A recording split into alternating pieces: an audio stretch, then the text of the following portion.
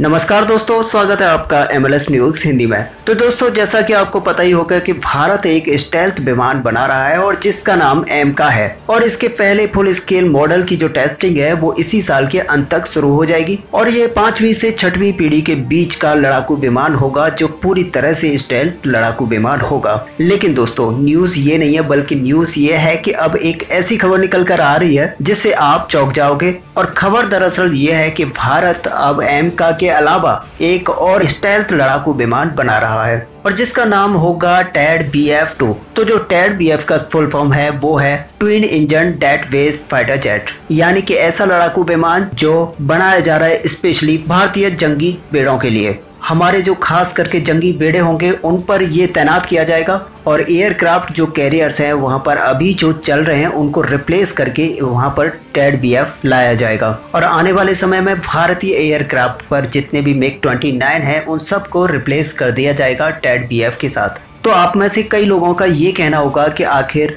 MiG-29 को तेजस MK2 से replace क्यों नहीं किया जा सकता, वहां पर नया लड़ाकू विमान और वो भी स्टेल्थ फाइटर जेट लाने की क्या जरूरत है। आखिर स्टेल्थ में बहुत ज्यादा जो खर्चा होता है तो उसको इसके लिए करने की क्या जरूरत है। तो यहाँ पर एक चीज आप समझ लीजिए कि तेजस जो है वो भारत का सिंगल इंजन लड़ाकू विमान है जो सिंगल इंजन के साथ चलता है। वहीं टैड BF जो है डबल इंजन के साथ चलेगा और जो डेक बेस लड़ाकू विमान होते हैं उन्हें डबल इंजन दिया जाता है जिससे उनको ज्यादा पावर की जरूरत होती है और वो ज्यादा पावर जनरेट कर सकते हैं, क्योंकि जो नॉर्मल लड़ाकू विमान होते हैं उनका रनवे बहुत ही लंबा होता है और वहां पर वो एक लंबे रनवे के साथ उड़ान भरते हैं। जबकि जो एयरक्राफ्ट कैरियर होता है वहां पर कुल मिलाकर जो रनवे होता है वो 300 से 400 मीटर का होता है।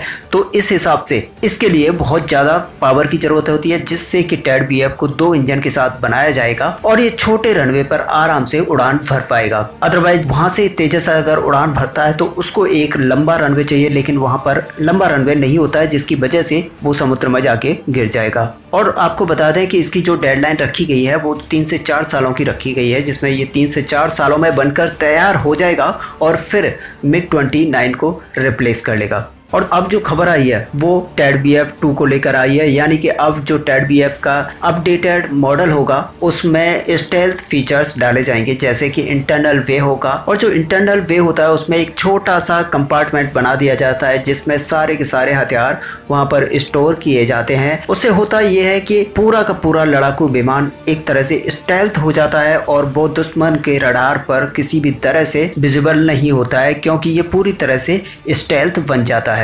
और स्टेल्थ की आखिरकार यही खूबी होती है कि वो दुश्मन के रडार पर विजिबल नहीं हो पाते, क्योंकि इनका क्रॉस सेक्शन बहुत ही कम होता है और जो रडार होते हैं वो इसको लोकेट नहीं कर पाते। इसके अलावा तो इसमें बताया जा रहा है कि इसकी जो स्टेल्थ कोटिंग है वो भी अप्लाई की जाएगी। और एक तरह से जो टैड BF का पूरा डिजाइन है वो MK2 से लिया गया है और इसीलिए इसको स्टेल्थ बनाना काफी आसान भी होगा। और सबसे बड़ी बात यह है कि किसी भी देश के लिए आखिर जो आने वाला समय है वो केवल स्टेल्थ लड़ाकू विमानों का ही होने वाला है। और यही एक वजह है कि भारत आज चाहता है कि आने वाले समय में हमारे पास जितने भी लड़ाकू विमान हो, चाहे वो नेवी यूज करती है या फिर एयरफोर्स यूज करती है, तो वो सारे के सारे लड़ाकू विमान स्टेल्थ लड़ाकू विमान हो, जिससे कि दुश्मन का रडार इनको विजिबल ना कर पाए। और एक तरह से देखा जाए तो ये काफी अच्छी अप्रोच है कि आज भारत सोच रहा है कि आने वाले 3 से 4 सालों के अंदर जितने भी लड़ाकू विमान है वो सारे के सारे स्टेल्थ लड़ाकू विमान हो। और आखिरकार अगर भारत एक सुपर पावर बनने की ओर बढ़ता है तो फिर उसको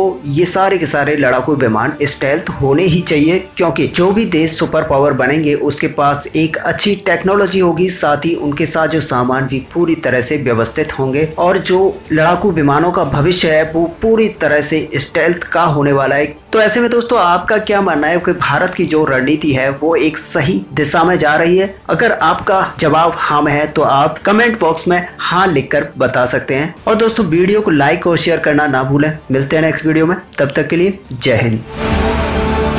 अच्छा सुनो, चैनल को सब्सक्राइब करो, उसके बाद घंटी बजा देना ताकि अगली वीडियो आपसे मिस ना हो पाए। Thank you.